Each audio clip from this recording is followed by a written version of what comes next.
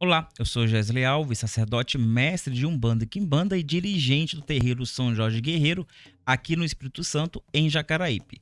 O que você está para assistir é uma palestra que eu faço aqui no meu terreiro para todos os médios que desejam adentrar a corrente mediúnica aqui do nosso terreiro.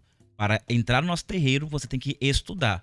Então, eu administro essas 7 aulas, primeiramente, para todos os médios que precisam entrar. Se você não tem o privilégio de estudar no seu terreiro, você pode assistir essas palestras de graça, não tem problema, e aplica isso na realidade do terreiro que você vive. Porém, se você quer ir mais além e quer aprender Umbanda com quem entende de Umbanda e quer aprender essa Umbanda que eu mostro nos meus vídeos, acesse o primeiro link na descrição, que é o link que vai te levar para o nosso curso de aprimoramento mediúnico. Não é um curso que vai substituir a sua vivência de terreiro. Não substitui o seu pai e sua mãe de santo. Não. É para você que quer ir muito mais além na filosofia, na cosmovisão, na moral de Umbanda baseado na ancestralidade brasileira, banto e indígena. Então, se você deseja, é só acessar que lá nós vamos ter aulas muito mais profundas, mas também, se você não quer, aproveite a palestra que você está prestes a assistir, mas, por favor, já deixa o seu like, seu comentário para colaborar, tá bom? Bom estudo. Boa noite a todos. Bom, nós vamos começar mais uma jornada de desenvolvimento mediúnico e nada como começar pela história da nossa religião. Não adianta de nós frequentarmos uma religião, executarmos rituais, cerimônia, se a gente não entende o que a gente está fazendo aqui. Então, entender a história da nossa religião é o mínimo. Então, é uma coisa que nós vamos visitar o tempo todo, em todos os cursos que a gente faz aqui, todas as aulas, vocês vão ver que tem um pouco de história.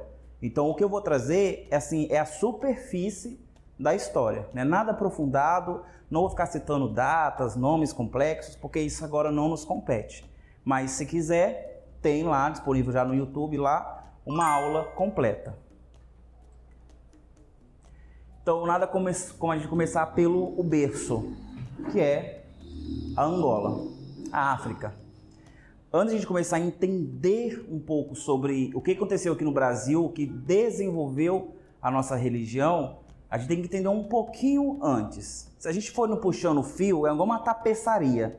A gente vai parar lá no tempo das cavernas, para a gente parar aqui hoje. Mas por enquanto só vamos até o século XIII.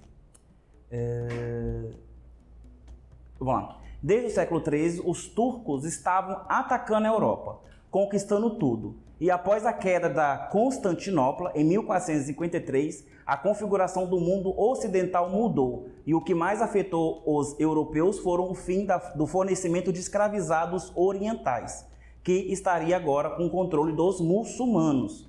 Os muçulmanos eram vistos como uma ameaça à fé e à cultura europeia que invadia e conquistava o continente por séculos. Por isso, em 18 de julho de 1452, o Papa Nicolau V decretou através da bula Dum Diverso, se dirigindo ao rei Afonso V de Portugal, acompanhado pelo breve apostólico Divino Amoris Communiti, meu latim tá bom.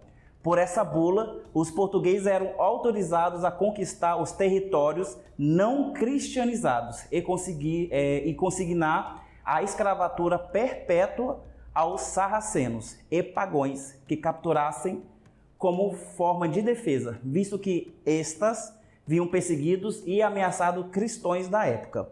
É esse indivíduo aqui, lindo, maravilhoso, só que não, que começa toda essa ideia de pegar um povo e falar que esse povo merece ser escravizado e aquele povo merece escravizar. Esse é o nosso Papa Nicolau V, que ele depois... Aqui é o mapa atual, mas a gente tem uma ideia mais ou menos do que estava acontecendo na época. Esse Papa, ele depois das cruzadas, que era a guerra entre praticamente o Oriente Médio com a Europa, depois da queda de Roma, tudo foi dividido, ele percebeu que os muçulmanos estavam ficando muito fortes. Então, surgiu o Império Otomano e começar a guerrear contra os europeus. Era a famosa cruzada, que tinha os templários, aquela coisa toda romantizada. O que acontece? Eles perdem a guerra e os otomanos tomam conta de tudo. Aqui tem o Egito. O Egito é o único local, na época, que fazia ponte com a Europa. Então, o que aconteceu? Os otomanos estavam tomando conta de tudo isso. Então, os europeus não conseguiam mais vir para cá. O que acontece? Eles precisam de uma rota alternativa. Então, primeiro, esse Papa, vendo toda a situação, ele precisa dar um gás para os reis da Europa. O que ele fala? Olha, vocês estão perdendo dinheiro com essa guerra, vocês estão perdendo gente, vocês estão perdendo muito recurso e nós estamos ficando pobres. Eles estão ficando cada vez mais ricos. Então, a única forma de dar razão para que os reis voltassem à Guerra Santa, que é para conquistar Israel, que seria a Terra Santa, o que ele fala? Olha, todo mundo que não é cristão, você pode pegar, você pode escravizar e fazer o que você quiser. Então, à primeira vista, esse Papa ele tem a ideia de que qualquer um que não fosse cristão, que estava mirando os muçulmanos, além de ser morto na guerra, sem problema nenhum, poderia ser escravizado. Isso não funcionou. Os muçulmanos ainda estavam muito fortes, eles não conseguiram quebrar a barreira muçulmana aqui no Egito. Então, eles não tinham acesso à África. Aqui, no caso, a África sobre o Saara, que era a parte que eles mais tinham interesse, que seria o Egito, Israel, a Palestina, que é o que está acontecendo atualmente, né? Essa mesma guerra, só que isso estava acontecendo no século XIII. Ela se estende até hoje. O que acontece? Os nossos queridos portugueses, que era quem estava mais afim do Império Católico na época, eles tiveram a permissão desse Papa para poder fazer o que quiser. Olha, faz o que você quiser. E eles não queriam mais ir para a guerra contra os muçulmanos. Então, o que eles fizeram? Já estavam desenvolvendo uma marinha, eles já tinham uma marinha mercantil e de guerra muito forte. Então, Portugal resolve cruzar. Porque se aqui estava impedido, o único momento deles saírem era por mar. Então, pela primeira vez, eles vão tentar cruzar pelo mar. E é quando eles vão sair daqui, Portugal, que é do lado da Espanha, eles vão vir aqui e vão parar aqui, ó, no Reino do Congo, Nigéria, República Democrática do Congo. Ó, sai daqui e vem parar aqui, que é onde vai vir a nossa história agora, que é a República Democrática do Congo. Ó, Portugal chega no Reino do Congo em 1482 e faz amizade com o rei Ngubo Nzinga, que é esse camaradinho aqui. Nzinga já era um rei imponente, ele era o rei do Reino do Congo. Ele tinha o título de Manikong, que significa Senhor do Congo. Então ele era o rei vigente no Congo naquele período. Portugal chega, faz amizade com ele, percebe que o Congo é um reino muito poderoso, muito tecnológico e tinha 3 vezes mais pessoas do que em Portugal. Então eles preferiram fazer amizade do que fazer guerra, porque se eles resolvessem fazer guerra, eles iam morrer, porque o reino do Congo era muito poderoso. Ó, o rei do Congo inimia com o comércio com Portugal, principalmente de escravizados. O que acontece? Quando chega esses portugueses no Congo, já havia um decreto de escravização. Em toda a África já tinha isso. E a escravização é uma coisa que já tem na humanidade há muito tempo. Os egípcios já faziam, os romanos fizeram e tudo mais. E ali não era diferente. Muitas vezes as pessoas falam, mas os negros venderam os negros. Já havia isso, mas não era como era imposto, como a gente vai ver daqui a pouco. Havia um sistema onde, se eu te devesse, Renzo, eu poderia vender o meu serviço para você. Falar, Renzo, eu vou trabalhar 1 ano aqui para você, de graça, entre aspas, mas você vai pagar aquela dívida, pode ser? Eles viam isso como uma forma de escravização. Você não tinha o direito de me vender, você não tinha o direito de me açoitar, era uma troca de dívidas. Eu tinha uma dívida com você e assim era. Ou eu poderia fazer o seguinte, eu poderia ir na casa ali, conquistar, guerrear, pegar 3 cabras ali e trazer, Renzo, eu vou te deixar esses 3 homens aqui com você trabalhando, porque eles são meus espólios de guerra, eu conquistei eles durante 1 ano para pagar aquela dívida minha. Depois você liberta eles, que eu já estou dando a liberdade. Era uma forma de escravização também. Os romanos já faziam assim também. Muitos fizeram dessa forma. Só que os portugueses viram esse sistema e acharam interessante, porque os congoleses, eles viam que quanto mais pessoas tinham te servindo, era sinal que você era mais poderoso. Então, até o servo e o escravo se misturava. Então, quando eles viram isso, olha, isso é uma moeda aqui, isso é uma forma de comércio aqui. Então, eles viram uma oportunidade para poder começar um comércio de escravizados. E o rei do Congo, o Nzinga, aquele que a gente viu anteriormente, assim que ele percebeu que os europeus tinham uma tecnologia que interessava a eles, que era as armas de fogo, ele fez, eu vou trocar, vou começar o comércio, você me dá essas armas de fogo, eu vou dar aquilo que você está interessado, que no começo era só escravizados. Lembra que lá na Guerra dos Muçulmanos, na Guerra Santa, o que acontece? Os muçulmanos também escravizavam as pessoas. Os europeus compravam escravizados dos muçulmanos. Com a guerra, cortou. Então, o interesse de Portugal, o interesse da Igreja Católica era que viesse para baixo para continuar esse comércio de escravizados. Aí, o Congo não tinha comércio nenhum com os muçulmanos até então foi algo muito tranquilo para eles. Mas eles percebendo que os portugueses estavam comprando escravizado demais, o que acontece? O Congo não desejava mais vender o seu povo, e Portugal começa a comercializar com a Angola. Se a gente voltar aqui atrás, no mapa, aqui nós temos o Congo. A Angola está bem aqui, ó. A Angola está bem aqui, ó. Bem pertinho, certo? Então o que acontece? Os portugueses estavam pressionando os congoleses. Olha, eu preciso de escravizados. Você tem, você me vende. Só que os congoleses escravizavam os seus primos, os seus irmãos, bobear uma tribuzinha do lado assim. Não tinha muito, porque não era o comércio principal naquele período. Mas os portugueses pressionando, eles acabavam que eles iam para outros povos, conquistava somente para vender, como escravizado, o que não era o foco na época. O rei Nzinga, vindo isso, falou, não, a gente tem que parar com esse negócio que não tá legal. O que acontece? Os portugueses começam a comercializar com Angola. E pior do que você ver o seu amigo ficando rico, é ver o seu inimigo ficando rico.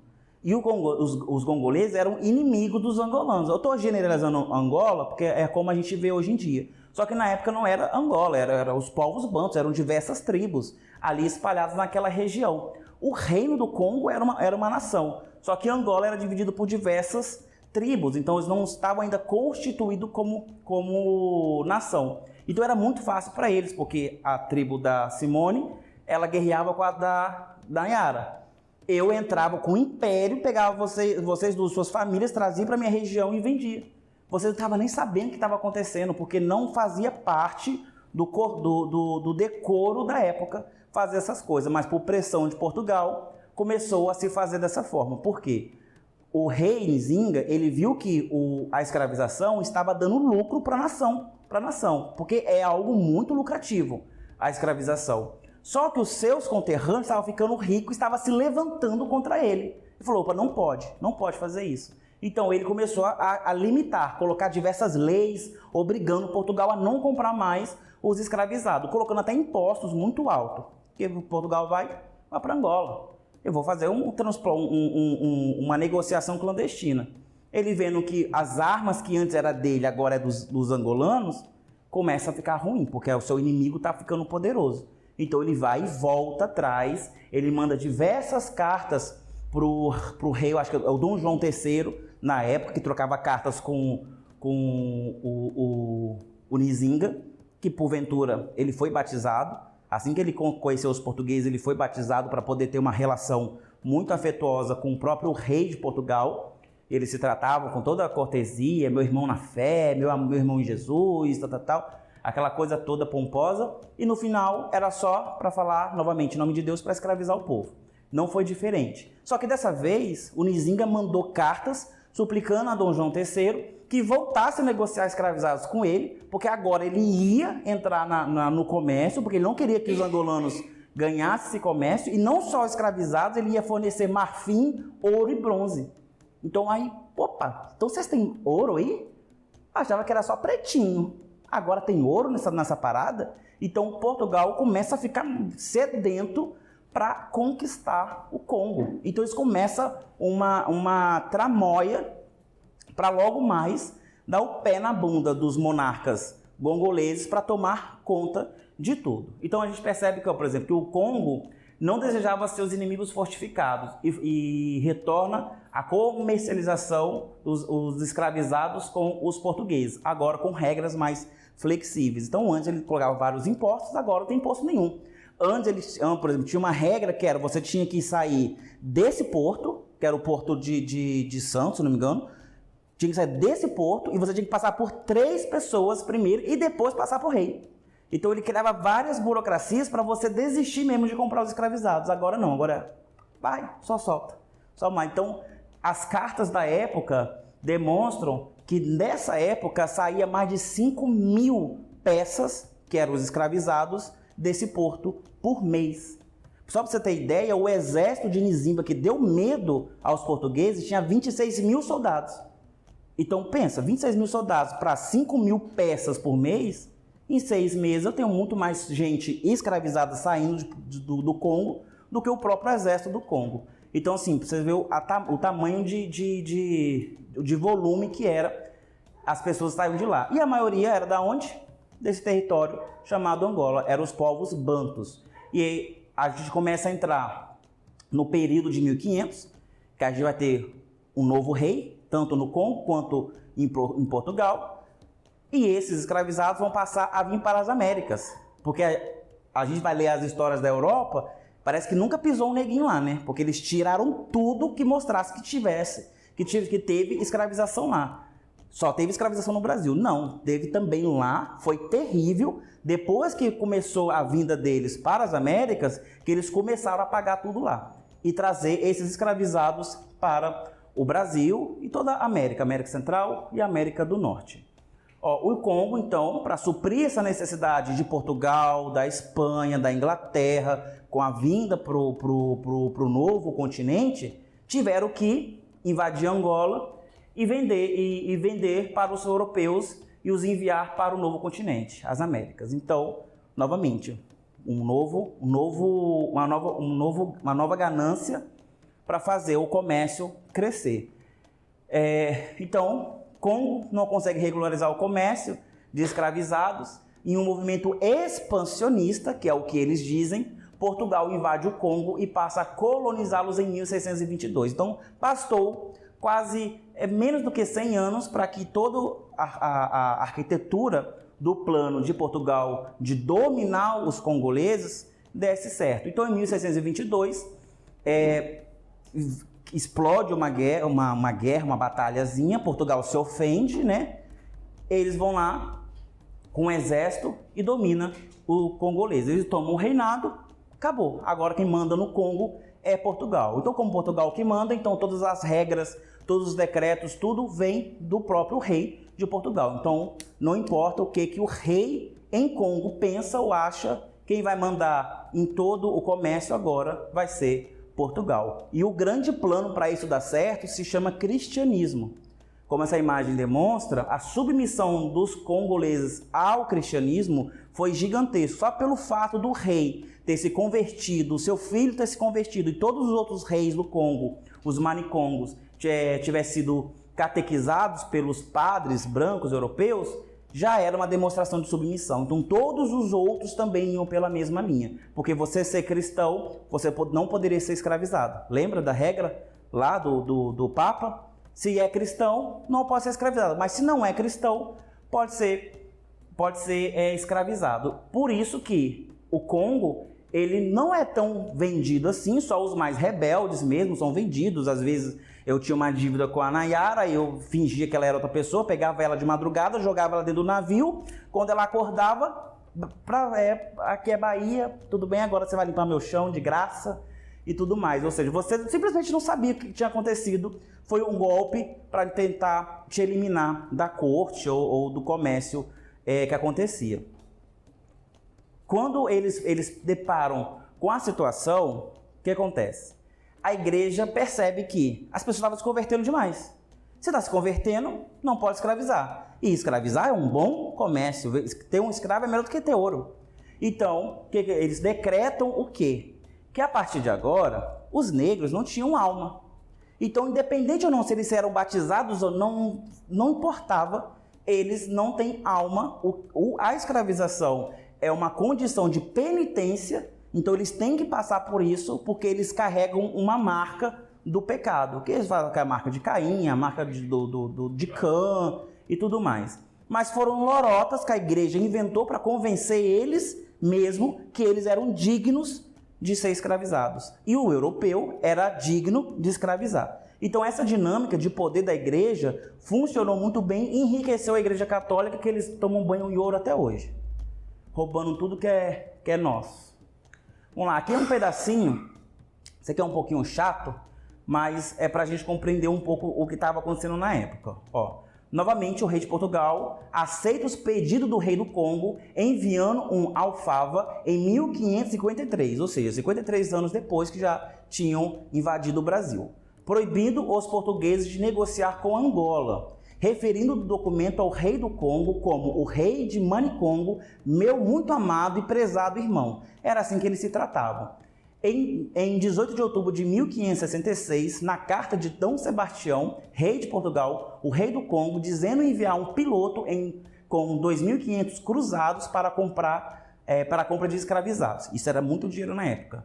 Assim, acho que dava uns 3 navios de escravizados. Assim, o respeito e carinho entre os monarcas prosseguem nas negociações até o final do século 16. Em 1920, Portugal assume uma atitude expansionista na África, declarando guerra contra o Congo, levando à derrota. No século XVIII, o conceito de raça não era difundido e nem compreendido. A escravidão surge na guerra e vira um comércio lucrativo para Portugal e demais reinos da Europa. Somente no período expansionista marítimo e da expansão das Américas, somente na alvorada do século XVIII, que a escravidão é ligada à cor, raça, etnia e cultura, usando da mesma estratégia do passado, como na bula papal, confirmando que negros não tinham alma, assim poderiam ser escravizados. Novamente, a igreja mudando as regras do jogo para agradar uma elite que nesta época era escravagista e ganhava rios de dinheiro e continuaria a ganhar até 1888. Esse finalzinho tá ruim porque eles continuam ganhando. A gente pergunta, mas os negros vendiam os negros, né? A culpa é deles, aconteceu tudo isso. E o Congo, como eu já demonstrei, tentou acabar com a escravidão desde o começo, porque viu que eles não tinham entendido a dinâmica dessa cultura da época, dentre eles. Mas nós tivemos um rei do Congo, em 1568, o rei Álvaro I tentou proibir a escravidão, mas por pressão de Portugal não foi possível, aumentando a disputa de poder dos dois reinados. Isso já foi depois do golpe. Então tinha um rei, só que quem mandava era o rei de Portugal. Então qualquer decreto que esse rei aqui mandasse, o outro desmandava. Então toda vez que eles tentavam acabar com o comércio, ele mandava, pode fazer de novo, pode continuar, não mandei parar. Então Portugal pressionava por demais os próprios monarcas do Congo para que essa escravidão não acabasse. E ela vem parar no Brasil, né? Sai de África para vir para o Brasil. Então a gente percebeu que o povo banto, vieram muitos, desse primeiro período, vieram muito para cá. A gente vai ter quase 300 anos só do povo banto vindo para cá e pouquíssimas outras tribos, mas a maioria de origem banto. E esses bantos, eles tinham uma cultura. Eles em sua estrutura social, tinha sua cultura, sua filosofia, tinha sua religião, tinha sua espiritualidade. Então não é porque que eles vieram para cá que automaticamente apagou as memórias deles. Eles vieram ainda com a sua cultura, vieram com a sua espiritualidade, vieram com a sua ancestralidade, com a sua espiritualidade, com a sua língua, com o seu jeito, com a sua comida, com tudo. Só que numa condição de escravizados. Se a gente voltar um pouco para aquela região, nós tínhamos duas figuras da questão religiosa, que era o culto de Umbanda e o culto de Quimbanda, que são originais de Angola, originais daquela região, do povo banto. Atualmente, Quimbanda é entendido como aquele que cura, e aquele que cura e que faz a Umbanda. Ou seja, lá na Angola, até hoje, nós temos o Quimbanda, que seria a mesma coisa que o benzedeiro. Eu vou lá no benzedeiro. É que a gente fala que eu vou na benzedeira tomar uma reza. Lá eles falam, eu vou no quimbanda, ele vai fazer umbanda para mim. O que é umbanda? Cura. Que na língua deles não é um N apóstrofo banda, que seria a cura, geralmente a cura íntima. No meu entendimento, há dois segmentos, umbanda e a quimbanda. A umbanda de umbandeiro e a quimbanda de quimbandeiro. Qual é a diferença dos dois? Quase nenhuma. Só que um umbandeiro, banto, ele vai dominar a arte da cura através da evocação das divindades. Ou seja, eu vou pegar as folhas, fazer um banho e eu vou rezar para as divindades te curar. O quimbanda vai fazer a mesma coisa, só que na hora de rezar, ele vai rezar para o seu ancestral. Então o quimbanda, ele reza para o ancestral e o umbanda reza para a divindade. Umbanda, naquele período da invasão do Congo na Angola, só um adendo, eles eram nômades, eles não ficavam numa única região, eles andavam, peregrinavam, eram esses magos desses filmes que a gente vê por aí que saem andando, aprendendo tudo, eram os dois, eram Umbanda e Quimbanda, discípulos de Ganga, que Ganga significa cura, ou feitiço que cura, mas Ganga foi o grande iniciador desses estudos de cura. E nada mais justo que não ficar preso a um local e sair pesquisando. Se fosse hoje em dia, seriam cientistas, né? Buscando a cura. Mas naquela época eram conhecidos como os feiticeiros. Oi, Ele.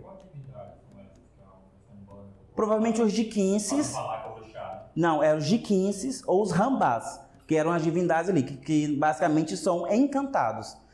Não tem personalidade, os jiquinces, né, os rambás, eles são encantados para se manifestar. Por exemplo, eu tenho dentro de mim, eu entendo que dentro de mim eu sou uma pessoa muito furiosa, então dentro de mim tem muito fogo. Então eu vou pegar esse fogo, vou pegar a divindade do fogo, eu vou encantar ela, ou encantar dentro de mim para que eu possa controlar esse fogo. Então eles entendiam que o que havia dentro de você era uma manifestação elemental, o que havia na natureza era uma manifestação elemental, então tem como ligar uma coisa com a outra.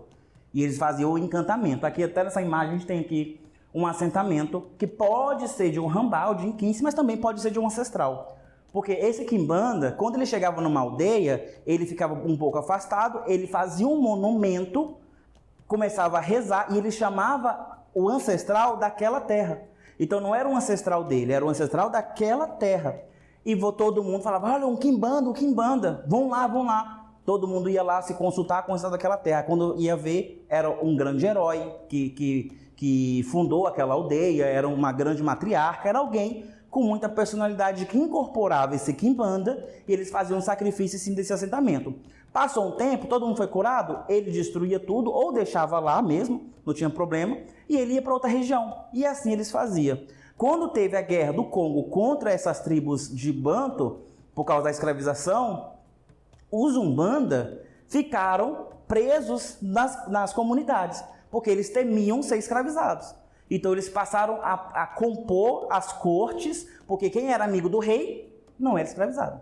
Então eles entravam, então eu posso te curar, você tem um poder de cura, e a cura, na época medieval, era assim, o seu maior bem. Se você sabia curar, você era o melhor amigo de qualquer rei, porque o que eles mais temiam era morrer. Então, os quimbanda mais ousados fugiam. Eles não ficavam presos em comunidade nenhuma, eles fugiam. Então, de qualquer forma, tanto um quanto o outro era capturado, porque não tinha rei tão poderoso que se Portugal não quisesse, não ia ser escravizado. A gente vê na história do Brasil que muitos reis e rainhas vieram para cá. Tentaram apagar essas histórias, mas eles estiveram aqui, pisaram aqui e fizeram muita bagunça na época da colonização aqui no Brasil. Mas esse Umbanda, esse Quimbanda, eles vão trazer esse conhecimento para nós. Então, eles vão chegar e eles vão se deparar com o quê? Com uma senzala. E na senzala nós já tínhamos os indígenas. Porque antes de 1530, que é quando começa a escravização dos negros para o Brasil, antes disso foram 30 anos de tentativa de escravização em massa dos indígenas. Primeiro que 80% praticamente foi dizimada por causa de doenças. Os europeus trouxeram principalmente a gripe, que era uma coisa boba para nós, mas na época os indígenas não tinham contato nenhum com essas doenças, dizimaram quase 80% da população dos indígenas na época. O que restou, fugiram. E os que eram capturados não ficavam muito tempo, porque eles não entendiam a dinâmica de trabalho. Os indígenas, eles trabalham porque eles necessitam daquele trabalho. Eles não trabalham para acumular bens. E a Europa, Portugal, estava aqui no Brasil para acumular o quê? Bens. Né, Alexandre? O que acontece? Os indígenas não entendendo essa dinâmica, falam, tá, eu te ajudo a capinar. Beleza, mas eu não vou voltar amanhã. Não, você é obrigado a voltar, eu estou te escravizando. Não tá não, meu irmão. Vou embora, não tem isso. Então, eles desistiram. É por isso que Portugal, atento à necessidade de mais mão de obra no Brasil, pressiona o Congo para mandar mais escravizados. Aí eles começam devagarzinho a esquecer dos indígenas, porque eles não estavam mais atrapalhando tanto, porque estavam praticamente fugindo o tempo todo. Mas tinha um problema, que as indígenas, elas eram muito mais sequestradas do que os indígenas, porque as moças eram pegas, que é o famoso pegado no laço, levado para dentro de casa, com 5 anos de porão, você já obedece qualquer um. Então era assim que era feito. Pegava elas, colocava no porão, deixa lá, vai domesticar, né? Vai criar as domésticas depois. Essa domesticação é dessas indígenas, porque elas iam ficar dentro de casa, dentro da casa grande, limpando de graça para esse povo que estava atormentando essa nação. Então, essa ideia do que o indígena é preguiçoso vem até dessa época, porque eles não entendiam a dinâmica do trabalho. Esse povo banto vai chegar, vai encontrar esses indígenas dentro da senzala e eles vão trocar o quê? Informações. E eles começam a fazer cultos sincréticos já. Então a cannabis era escondida nas cuecas ou às vezes até dentro do ânus para chegar aqui e ser plantada. Então assim, teve muitas folhas que foram traficadas assim também. E aqui às vezes descobria, por exemplo, a Guiné veio depois, mas aqui tinha uma folha chamada pau-d'alho.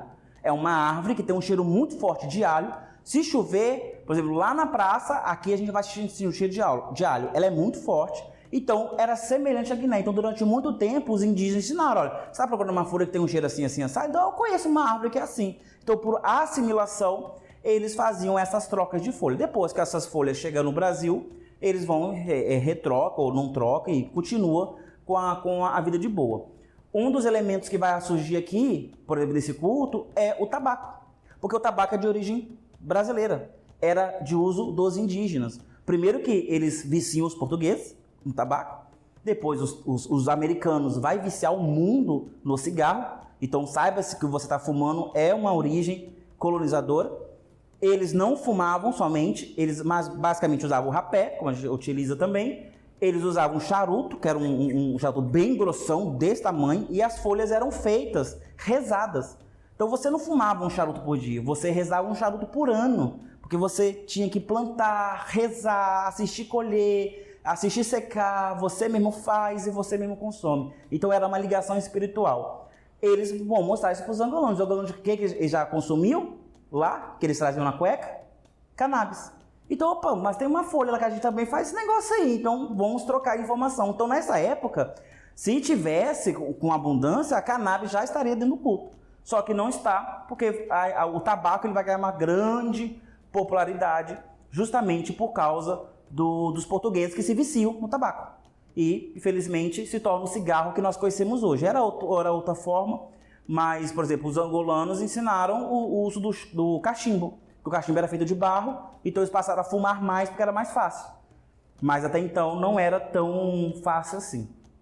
Então a gente vai ver o encontro desses dois cultos, essas duas culturas, vai formar o primeiro culto sincrético dentro das senzalas, que é quando os angolanos que já evocavam seus ancestrais e as suas divindades, e os povos, os indígenas, que também já faziam a mesma coisa. Eles evocavam em cima das folhas, em cima da natureza. O que os angolanos faziam? Invocavam as divindades e a ancestralidade em cima das folhas, em cima da natureza. Então foi um culto que combinou ali nesse primeiro momento muito bem. Mas só como falei, os indígenas foi deixado de lado na escravização e eles só vão ser mais escravizados lá por parte do Nordeste para o Norte, porque lá era realmente uma terra sem lei na época, mas mais para o Sul, para o Sudeste, era mais tranquilo.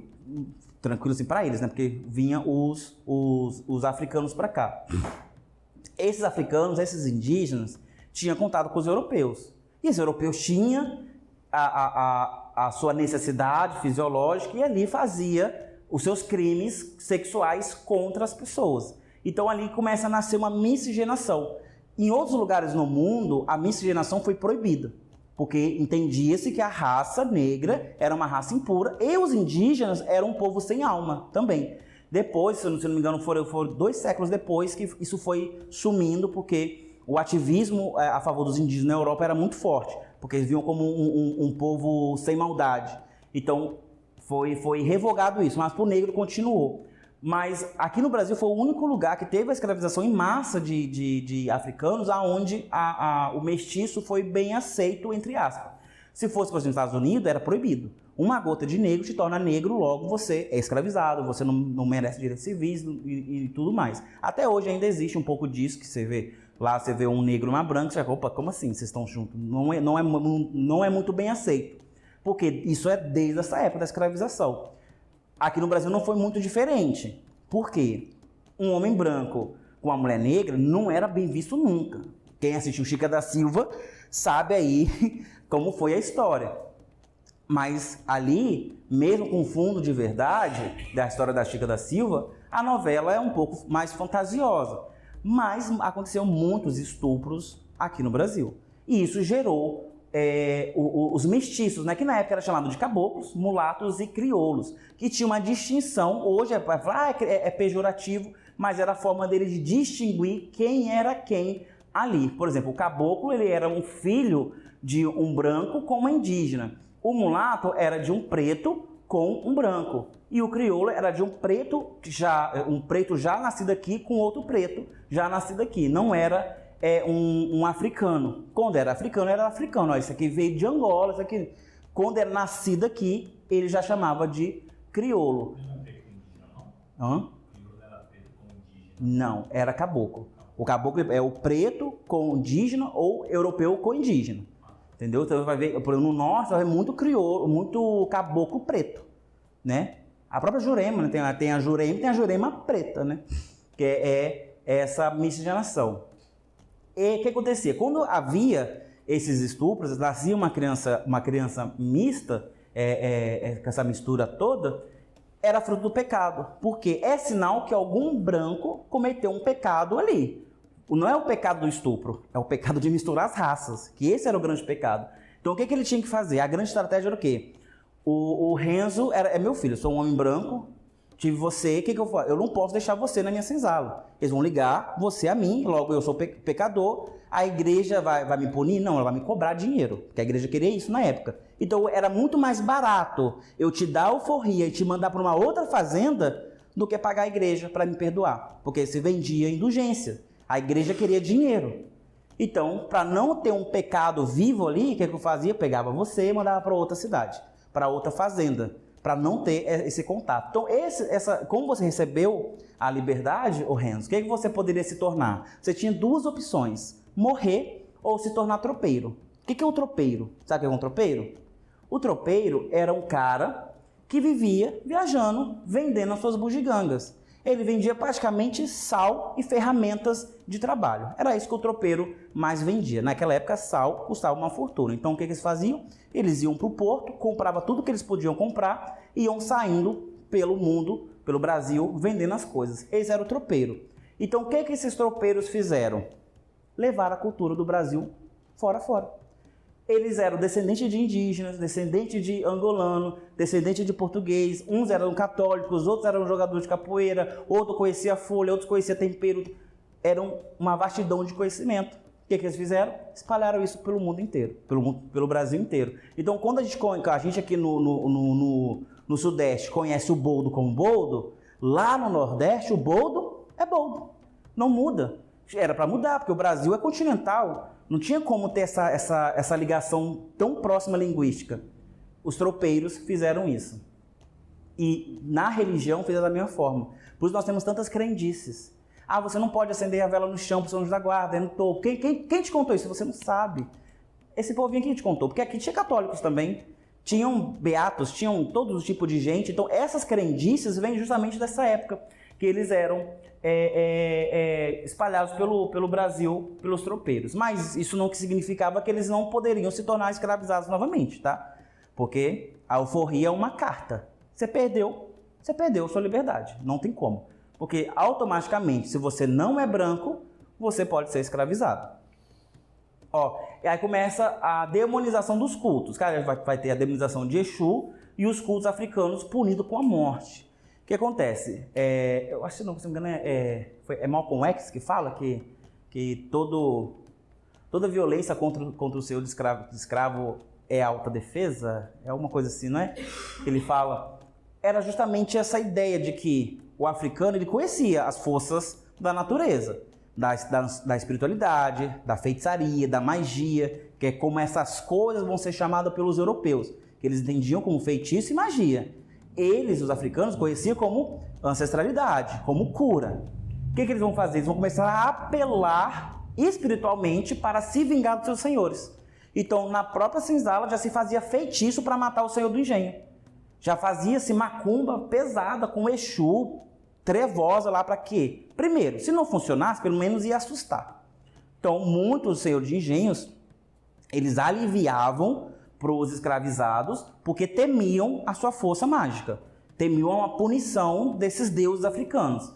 Então, eles deixavam fazer festa, deixavam fazer um montão de coisa, não batia, não punia. Outros eram piores. Para deixar claro que ele não ia aceitar isso nas suas fazendas, ele matava pelo menos um para gerar ali uma revolta ou um medo no período escravizado para eles não continuarem a fazer esse tipo de feitiçaria. Feitiçaria por feitiçaria se entende que se eu rezar para Oxum já é uma feitiçaria. Para o católico da época, se eu não fizesse o sinal da cruz na hora se eu passasse na frente de uma igreja, já era feitiçaria, eu já era um filho do Satanás e deveria morrer na fogueira. O que acontecia? Um escravizado era caro. Então, muitas vezes, o senhor, dono dele, era pobre. Ele acumulou um dinheirinho ali, comprou um, falou, agora eu vou fazer dinheiro com esse cara aqui. Queria explorar o cara. Aí o cara é um rebelde. Geralmente o escravizado mais barato era uma rebelde. E uma rebelde estava o quê? Vinculada a esse tipo de situações. Então, o que acontecia? Ele não deixava. Pô, faz a sua coisa aí, mas... trabalha aqui também, deixa eu recuperar meu dinheirinho, eles vão te queimar na fogueira, eles vão te degolar e eu não vou poder fazer nada, porque contra a igreja ninguém tem poder. A igreja é a instituição mais poderosa na época. Então se o padre decidisse que você era uma bruxa, você ia ser queimado na fogueira independente de quem você era, não importa, você ia ser queimado. Então começa a utilização da palavra Exu para demonizar os cultos da época. A palavra Exu, nessa época, já era popularizada até mesmo entre os bantus. Para os bantus não tem significado nenhum, mas eles sabiam que a palavra Exu tinha um impacto tão forte, tamanho foi a demonização desse orixá em África. Exu é conhecido no mundo inteiro, né? Naquela época também era da mesma forma. Só que o impacto de demonizar Exu para os iorubás foi tão forte que impacta até os fons, os Ewe, impacta toda a comunidade de banto, mesmo que as suas próprias divindades também tinham sido demonizadas. Por exemplo, a Luvaiá, Nipombonidila, que depois vai virar Pombogira, também são divindades banto desse povo que vieram aqui sendo demonizadas pelos católicos da época.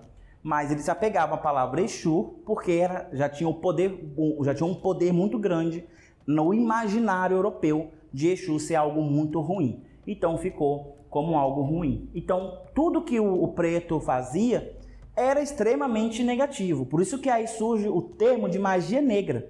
O contrário de branco é o quê? O contrário de branco? Preto. Então por que magia negra? Porque era magia do negro.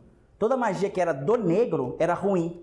Então qualquer coisa que fizesse, até mesmo a adoração aos santos católicos, que eles eram impostos, era visto como coisa ruim. Eles investigavam até os próprios santos, olhavam por quê? Era costume pegar o santo, cortar embaixo, colocar magia, tampava e colocava. Quando eu rezar para Jesus, eu sei que eu estou rezando para Nilemba, que seria uma divindade da paz, que eu estou sincretizando com Jesus.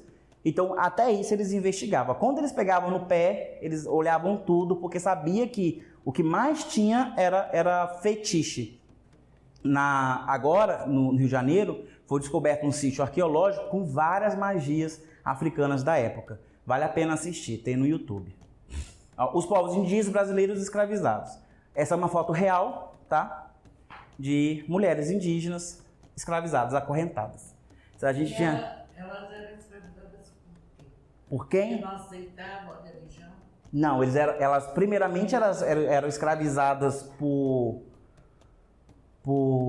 para servir as casas grandes, né? Porque eram mulheres mais gentis, assim, com um pouco mais de conhecimento. Então eles achavam que elas era mais fácil de domesticar como um animal. As africanas já não aceitavam tanto, porque elas já eram rainhas, elas já trabalhavam em África, elas já eram mulheres adultas. Então nesse primeiro momento elas não aceitavam de forma nenhuma. Então a indígena era mais fácil. Por isso que surge por isso surge esse termo de domesticação, que vem delas. E elas são pessoas assim, que não entendem a dinâmica europeia. O africano já tinha uma dinâmica já de comércio, mas o indígena não. Ele ainda estava aqui na era basicamente da pedra, não tinha tecnologia, não tinha uma sociedade tão formal como a europeia. Então ele não entendia a dinâmica de poder, não entendia a dinâmica de serviciência, de dinheiro, não tinha dinheiro, então não tinha nada. Então o que elas imaginavam é que você estava dominando mesmo. Então eles pegavam elas no laço, como diziam, prendiam e ensinavam elas do zero. Então depois que soltava, era igual um animal mesmo, na visão deles. Não vai fazer mais nada porque entendeu que o lugar dela é daquele lugar. Entendeu? A africana já não aceitava muito isso, não. Elas batiam de frente, não faziam, envenenavam a comida, era terrível.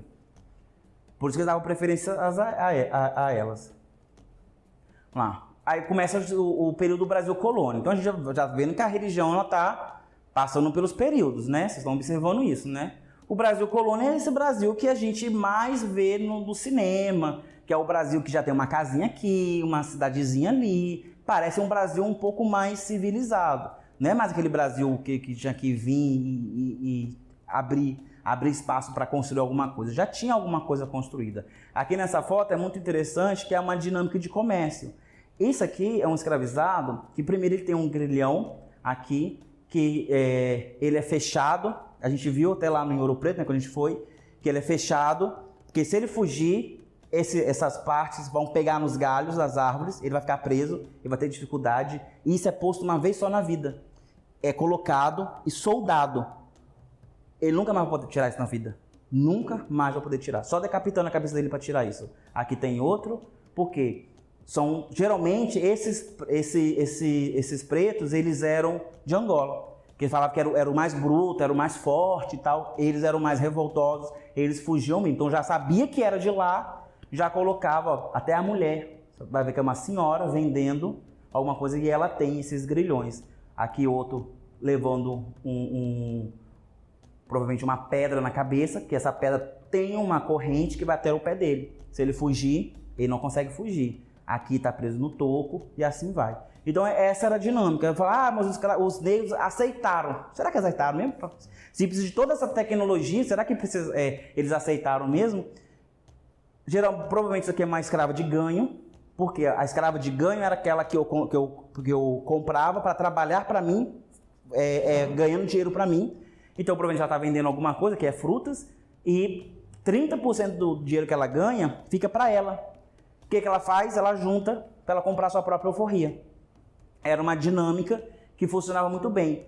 Por ser uma mulher, simboliza muito bem isso aqui, porque uma das celebridades que mais libertaram os escravizados com essa dinâmica foram as mulheres baianas que vendiam seus quitutes, seus acarajés, seu vatapá, os seus doces, que é as quituqueiras que fala? Quitute. Isso. Que elas faziam isso, elas trabalhavam na casa, cuidava, dava de mamar para os filhos, fazia os doces, pegava os doces, vendia, voltava, dava 70% para o dono, ficava com 30%. Depois de 2, 3 anos fazendo isso, ela conseguia se comprar. Ela se comprava, agora ela ganha 100%. Ela vai trabalhar, vai comprar seu marido, vai comprar o seu filho, vai comprando. Isso vai criando irmandades. Por isso que lá na Bahia, em Minas, tem muitas irmandades. Como a gente foi a Ouro Preto, a gente viu aquelas igrejas de irmandades, porque eles faziam dessa forma. E para eles não serem roubados, o que eles faziam? Criavam-se altares. Eles faziam um altar semelhante a esse, com uma estrutura um pouco mais robusta, mais barroca, para poder fazer atrás uma sala secreta. Então, quando vinha o pessoal para roubar eles, sabia que eles tinham dinheiro, porque estavam juntando, né? Essa confraria estava juntando para libertar, então tinha dinheiro. Eles entravam e não encontravam nada, encontravam só um monte de santo, quebravam os santos, via que não tinha nada escondido e ia embora. Só que tinha uma passagem por trás. Essa passagem por trás, vai em Irmandade lá na Bahia, ainda se vê muito desses altares, que era a única forma deles tinham de se proteger. Até porque, dependendo de quem invadisse, nem ia encostar no altar. Porque quebrar um santo era um crime também, porque você não podia quebrar, você tinha que ter muito culhão para quebrar um santo e não ser punido pelo padre. Mas acontecia.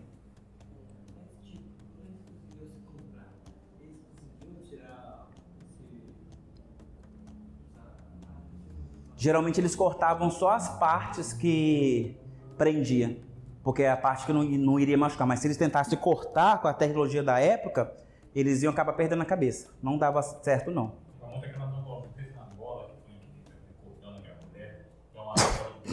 Aham.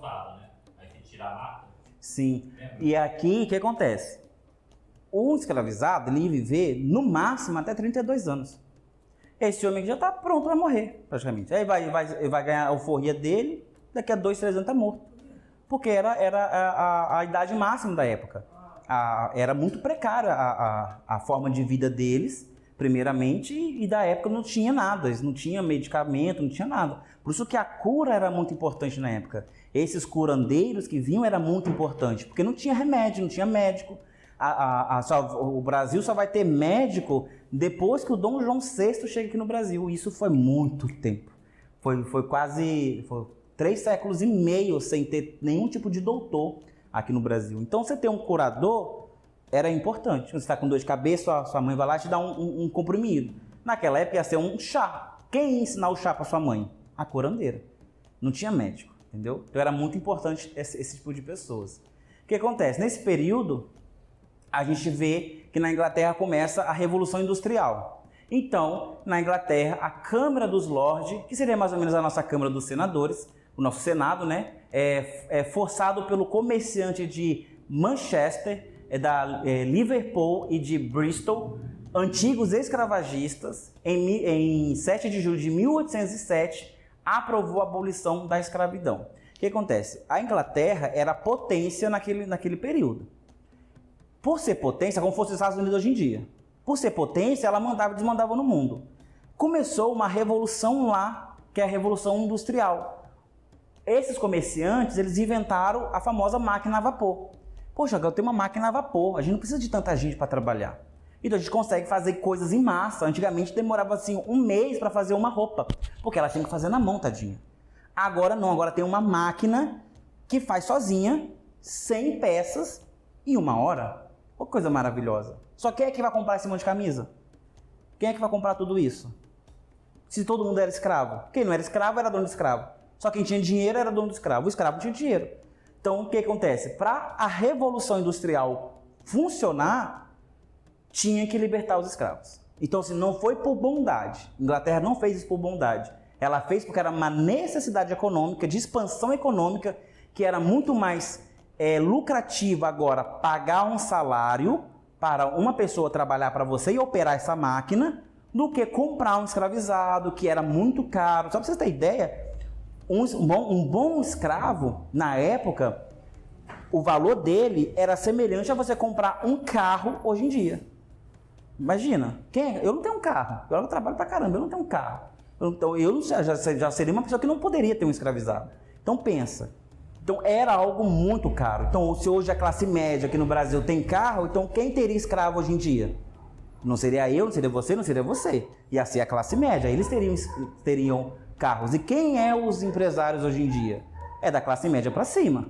Então, provavelmente é as mesmas pessoas que pressionou a Câmara dos Lordes para impulsionar a primeira Revolução Industrial. Então, o comércio estava liberado ainda. O que não podia era o tráfico. Então, o que acontecia?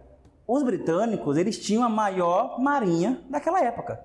Eles colocaram navios de guerra espalhados por todo o Atlântico, que é onde faz a passagem da África para as Américas, que era onde tinha o maior tráfico de escravizados. O que acontece?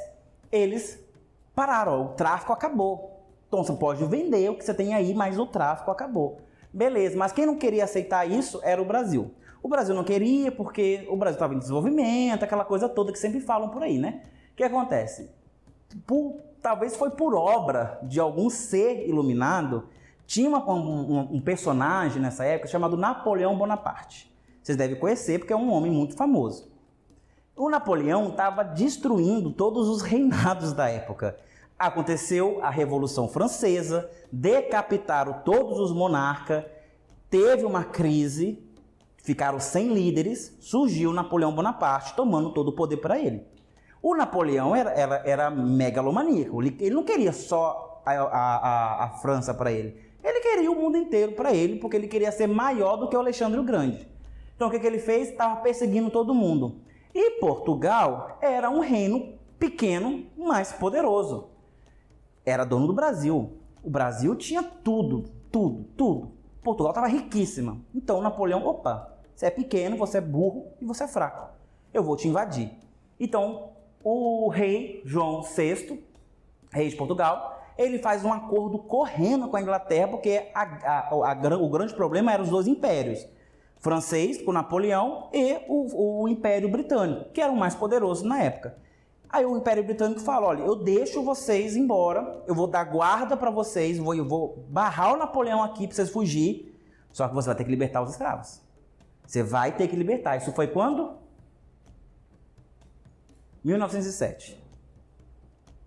Esse foi o acordo que o Dom João fez com os britânicos. Vocês vão me salvar do Napoleão, eu não vou perder minha cabeça, não vou perder o meu trono. Chegando no Brasil, eu vou libertar os escravos, porque era a forma. Gente, isso aqui, a primeira Revolução Industrial era para ter acontecido nesse momento no Brasil. Quando a gente fala que o Brasil não deu certo, começa por aí. Olha, 1807 era para a Revolução Industrial ter chegado aqui. Mas o nosso... A Inglaterra quis fazer isso com o intuito de fazer, por exemplo, Portugal comprar as máquinas que eles tinham produzido? Também, porque tinha que fazer a roda da economia, tinha que... A Inglaterra inventou a roda da economia, agora ela estava forçando ela a girar. Então tinha que ter uma dinâmica ali, eles iam vender não só as máquinas, mas os cursos, tudo que envolve a indústria estava começando ali. O Brasil ia ser pioneiro. A Inglaterra tinha visão para o Brasil. O que o Dom João fez? Fugiu. É daí que vem a expressão haver navio, que eles falam que Napoleão estava chegando e o Dom João estava indo embora e Napoleão ficou vendo o navio ir embora. Então o Dom João consegue fugir de Portugal com a sua família de quase 1.500 pessoas, chega no Brasil, no Rio de Janeiro, que era a capital do Brasil na época. Aqui é um quadro da época dele chegando. Ele e sua esposa, tá aquele monte de gente atrás lá, é um bando de sem vergonha, que era da corte do Dom João, que desapropriou as casas do Rio de Janeiro para acomodar. O Dom João saiu batendo de porta em porta. Meu filho, você me dá a sua casa para colocar a minha cortesã, porque daqui a uns 2 meses eu vou te dar a sua casa e mais um ouro. E ele foi fazendo isso, ele desapropriou todas as casas do Rio de Janeiro, colocou toda a sua corte, todo mundo, rico, pobre, não importava, porque na monarquia, ou você é monarca ou você não é. Inclusive, no Rio de Janeiro, quando você vai visitar, um taxista falou isso pra mim. Tem um bairro lá, onde que as casas ainda elas são bem antigas, tem tipo um azulejo na porta, que foram as casas que eles desocuparam para a família real. Exatamente. Na estratégia, ele queria ficar no Brasil. Os romantistas vão falar, ele se apaixonou pelo Brasil, tal. Eu vou contar umas lorotas dele. O que acontece? Realmente, Dom João, ele trouxe uma coisa que para nós foi de muito valor, que foi a Biblioteca de Lisboa, que era, da época, uma das maiores bibliotecas. Então ele preferiu trazer livros do que trazer vestidos, porque dependendo da corte ia trazer vestido. Beleza, até aí tudo bem. Quando ele chega, ele funda o Banco do Brasil. Beleza, vai ajudar muito, todo mundo. Ele funda um teatro, ele funda um monte de coisas. A intenção dele era deixar o Rio de Janeiro com a cara de Lisboa. Perfeito, tranquilo. Só que quando ele volta para Portugal, depois a gente vai ver isso, ele é obrigado a voltar para Portugal, ele leva todo o dinheiro do Banco do Brasil e basicamente deixa tudo que ele criou a Deus dará. Não deixa ninguém regendo nada, lidando com nada. Vira um furtúcio o Rio de Janeiro até começar a se tomar as novas ordens. Também que naquela época já existia corrupção. Já existia, com certeza. Tanto que existia que quando ele foge de Portugal, ele deixa o vice-rei. E o vice-rei ele era vendido para Napoleão. Então Napoleão comandava o vice-rei de Portugal. E o vice-rei ele faz toda uma tramólia para convencer o Dom João a voltar. Tipo assim, se você não voltar, o trono é meu, hein? Ó, te dou 24 horas para você vir. E o Dom João ficava, se eu fico aqui eu não sou rei. Se eu volto eu sou morto. Ele escolhe voltar e deixa aqui o Dom Pedro II. Que aí é outra história. Ó, para escoltar a fuga da coroa portuguesa, uma das exigências da Inglaterra era que o Dom João VI assinasse um tratado, se comprometendo a cessar o tráfico de escravizados no Brasil, coisa que ele não cumpriu. E não só não cumpriu, como todas as outras vezes que era exigido dele, ele não cumpriu. A Inglaterra foi muito paciente com o Brasil, muito paciente com Portugal, poderia ter destruído assim, não fez, porque entendia que o Brasil tinha potencial, principalmente potencial para a indústria, só que os nossos monarcas não fizeram nada. Teve até um episódio que teve tipo uma ONU, um encontro de ONU, de nações, lá naquela época, não era esse nome, mas era basicamente isso, que os brasileiros que foram para lá, eles foram zoados por todo mundo. Falaram, como se você é brasileiro, você ainda escraviza o povo, isso aí não existe ainda, vocês falam que os negros são animais, mas vocês são piores ainda, porque eu nunca vi isso. Então, se eles foram vexaminados, falaram, se vocês não são, então, vocês são brancos inteligentes, descendentes de europeus, então assina esse negócio aqui, assina a abolição aqui agora que eu quero ver. Nem assim os caras fizeram. Eles foram chacotas para o Encontro Nacional de Nações na época, e quando eles voltaram dizendo isso pro Dom Pedro, na época era o Dom Pedro II, falaram, deixa pra lá, não dá nada. Aí o Dom João, ele volta para Portugal, deixa seu filho Dom Pedro I. Dom Pedro I vê o Brasil, vê o potencial, ele não sabe o que acontece em Portugal, se o seu pai morreu ou não morreu, mas ele também é obrigado a voltar. Então o que ele faz? Ele deixa de presente pro filho dele o Brasil. Eu vou deixar o Brasil. Então o que ele faz? Ele faz um acordo com a Inglaterra, para que a Inglaterra assumisse o Brasil, assim, aceitasse a independência do Brasil. Em troca disso, o Brasil ia pagar um imposto para a Inglaterra, que nós paramos de pagar, acho que a gente parou de pagar essa dívida, que foi uma dívida bem grande mesmo. Dom Pedro I declara a independência, o grito do Ipiranga, aquela coisa toda teatral, e ele vai embora. Ele deixa um menininho chamado Dom Pedro II, menor que a Sofia, sem saber de nada, como herança o Brasil. Esse menininho ele vai ser educado por um marechal, que seria um general da época, um homem muito bem instruído, ensina das melhores virtudes a Dom Pedro II. Dom Pedro II tem todas as suas histórias aí que a gente depois pode olhar nos livros de história. Ele não acede de forma nenhuma a essas indagações que a Inglaterra dava para libertar os escravizados. Ele mesmo fazia promessas para os escravizados e não fazia, como na Guerra do Paraguai, que ele assumiu o papel contra o Paraguai. Foi a primeira guerra do Brasil e foi um massacre aos paraguaios. E ele colocou lá, olha, quem fosse escravo e fosse para a guerra, lutasse, vencesse e voltasse, ele daria a alforria. Eles foram, lutaram, venceram, voltaram para o Brasil, ganhou o quê? Nada. E muitos deles foram mortos.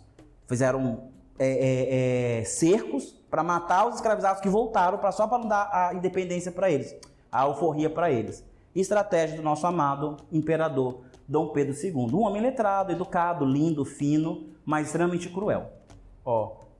Estava acontecendo um grande fervor nessa época. Agora nós estamos chegando perto da abolição da escravatura no Brasil. Só que tinha uma tensão política. De um lado tinha os monarcas, tinha um povo abolicionista pressionando os monarcas para que eles pudessem abolir a escravidão, principalmente a Inglaterra. E do outro lado nós tínhamos a bancada política ruralista, que a gente tem ela aí até hoje reivindicando barbáries, né? A bancada política ruralista reivindicando o direito de terem escravizados, pois a Constituição da época assim garantia, fazendo pressão ao imperador que se via entre a cruz e a espada, sendo essa guerra interna a principal articulação política para a queda da monarquia no futuro. Aqui é uma sátira do Dom Pedro sendo expulso pelos militares do trono e ele com roupas íntimas. Não parece, mas aqui é uma roupa íntima da época, ou seja, o rei está nu, o rei está doido.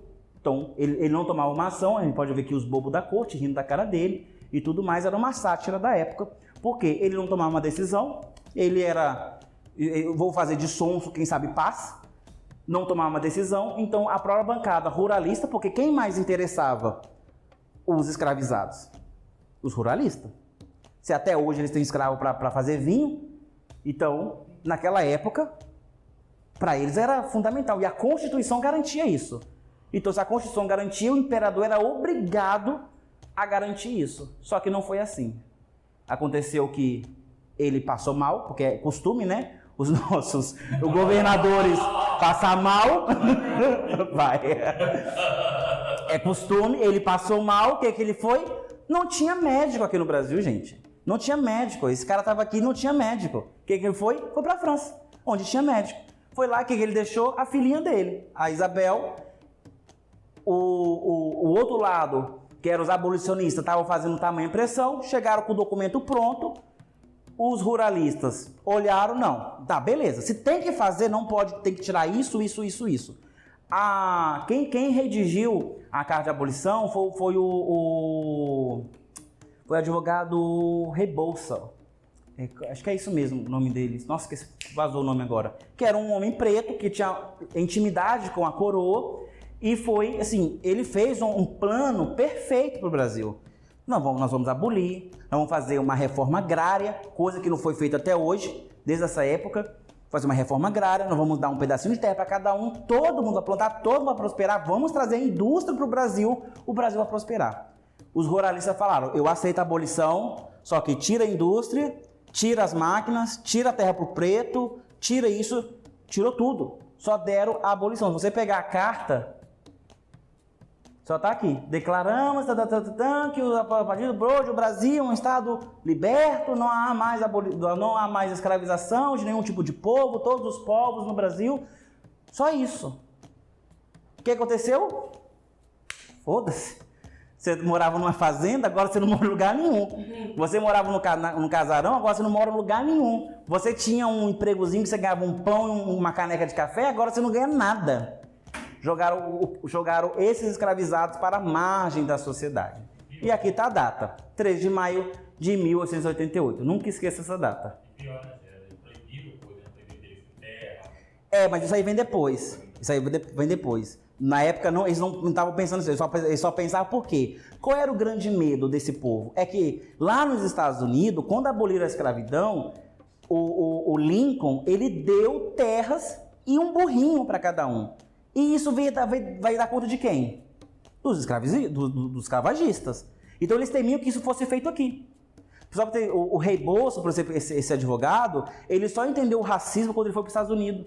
Que ele foi barrado no hotel, que ele não podia, porque ela era preta. Então ele ficou preocupadíssimo. Será que isso aqui vai acontecer no Brasil? Vai ter a segregação, tudo isso? Então quando ele vem para o Brasil, ele tenta fazer uma abolição que fosse bom para todos. O que acontece?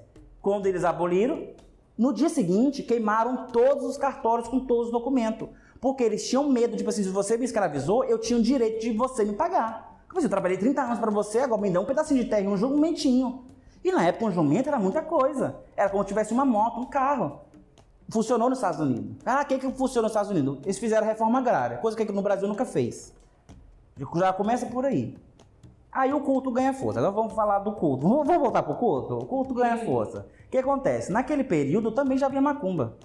Já havia macumba, já havia cabula, já havia o espiritismo como uma forma bem primitiva que ainda estava sendo lapidada pelos franceses, a partir dos estudos de Kardec. Já tinha tudo isso, todos os fenômenos esotéricos aqui no Brasil. Vieram muitos maçons para o Brasil, tanto que o Dom Pedro II, esse menininho que herdou o Brasil, ele automaticamente entrou para a maçonaria e ganhou o grau 33, que é o grau máximo, só por ser o imperador, porque a maçonaria era muito poderosa naquela época. E sabemos que a maçonaria, mesmo com todas as coisas que eles falam, eles têm um pezinho também no esoterismo, então eles também fazem as suas práticas não católicas e faziam também na época. Então, essa atmosfera não católica já havia no Brasil colônia há muito tempo. E quando houve a abolição, teve uma configuração nova. Primeiro que tinha muita gente católica, mesmo pretos, indígenas, já tinha muita gente. Esses consideravam beatos, curadores, eles já tinham seus altares em sua casa, já faziam suas rezas, seus benzimentos, já tinha a capoeira, e a capoeira ela já saudava tanto o orixá, já saudava os inquinces, saudava os santos católicos, nós tínhamos a cabula, nós tínhamos os muçulmanos tanto na Bahia quanto no Rio de Janeiro, que eram os malês. Eles também tinham sua cultura e a cultura deles fortaleceram muito a nossa Umbanda. Então a cultura do preto não foi morta. Ao contrário, eles tentaram matar de várias formas. Quando eles viram que não tinha como matar, o que a arte da guerra fala? Que quando você não consegue matar o seu inimigo, você tem que se juntar a ele, para você ficar mais forte. Então, nada mais digno do que isso. Aqui é a foto do nosso terreiro, lindo, maravilhoso. Quem lembra desse dia? Vamos lá, basicamente a Umbanda de hoje, a Umbanda moderna, vamos lá.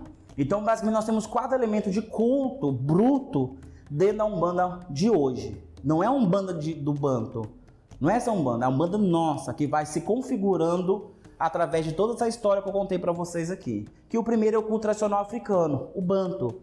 Então nós temos essa raiz Banto muito bem aqui. Então quando a gente fala dos elementos da natureza, das forças vitais, eu estou me referindo a essa tradição africana Banto. Quando eu vou para o culto indígena, que é quando essas duas se encontram ali na senzala, eu também tenho um reforço dos elementos, e agora eu tenho um espírito da natureza dentro do culto também. E os dois fazendo evocações ancestrais, que é os que? Chamar os defuntos para vir dar conselho.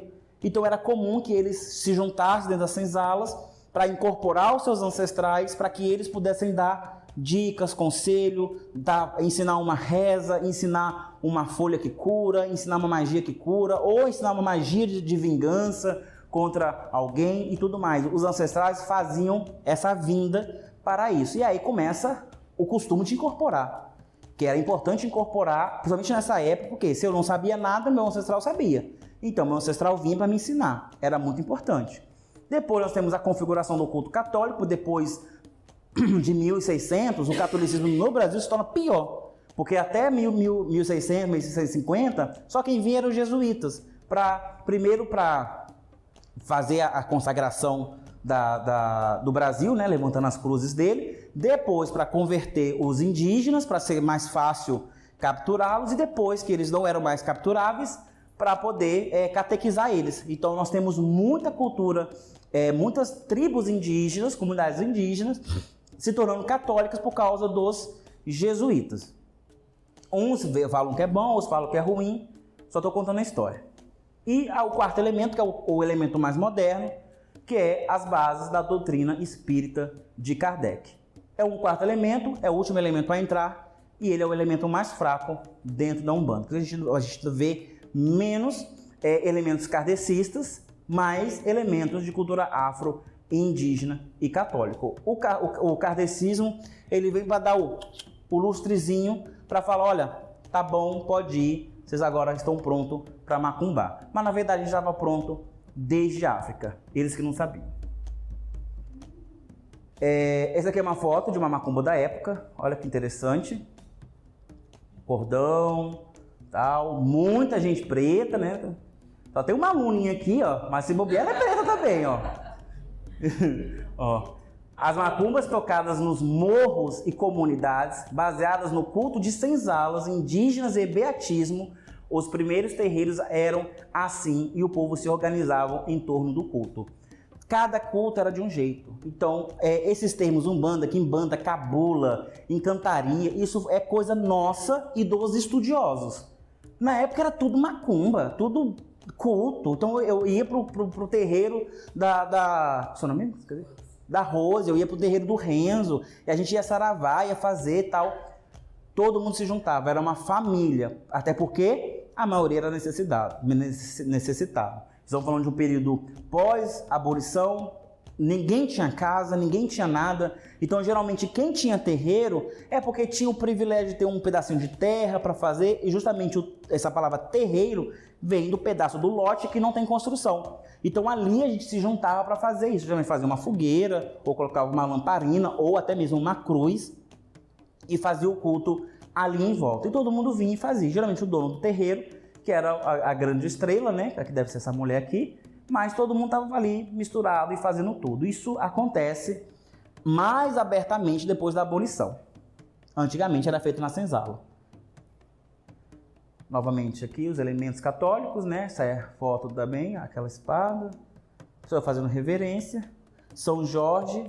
Quando a gente fala do altar, tem muitos elementos que a gente tem que parar para estudar cada história. Por exemplo, o São Jorge só entra no Brasil junto com esse Dom João VI, quando ele vem fugido, porque o São Jorge é o santo da casa de Orleans de Bragança. Ele é o protetor deles. Então, o Rio de Janeiro é muito devoto a São Jorge justamente por causa do Dom João VI. E muita gente nem sabe disso. E olha como é forte, né? Que o São Jorge é um dos santos mais presentes na Umbanda, né?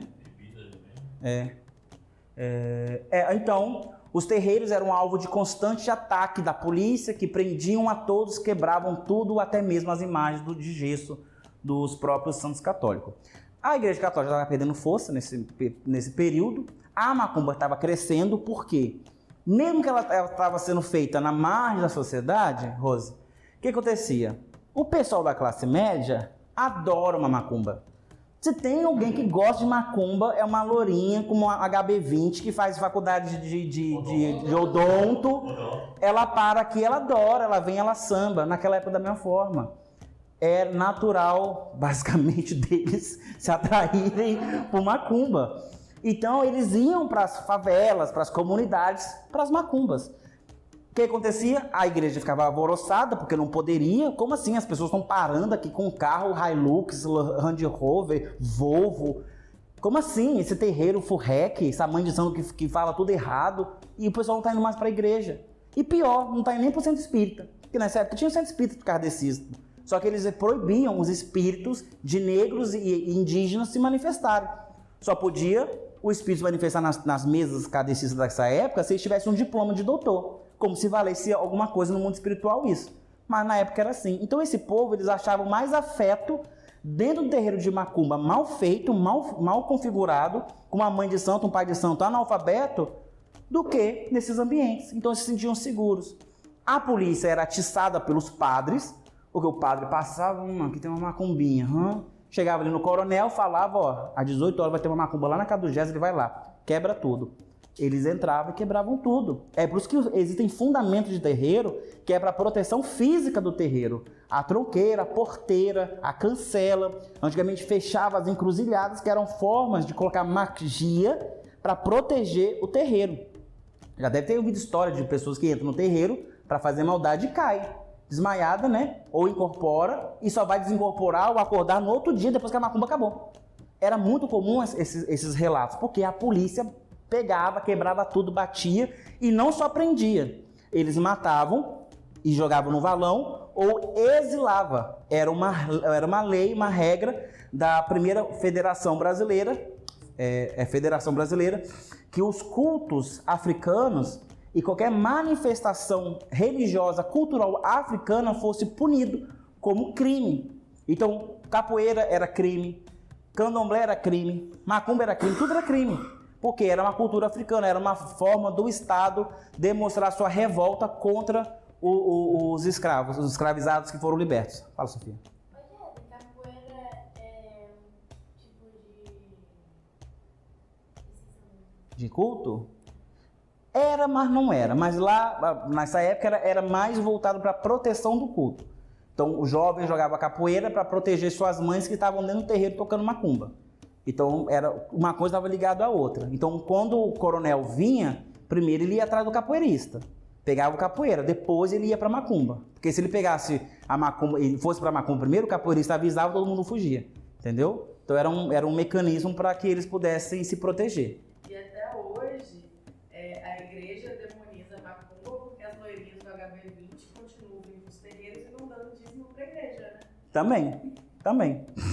Exatamente. É uma forma de libertar. Ó, tem uma foto também da época, que é uma foto da pequena África, no Rio de Janeiro. Pessoas daquela época, já com as suas roupas tradicionais, provavelmente eram coloridas, com os panos brancos, pessoas pretas. Essa senhora lembra muito a mãe Eni, essa aqui lembra muito a minha mãe. Então, assim, são pessoas como nós. Naquela época, já tocando sua macumba.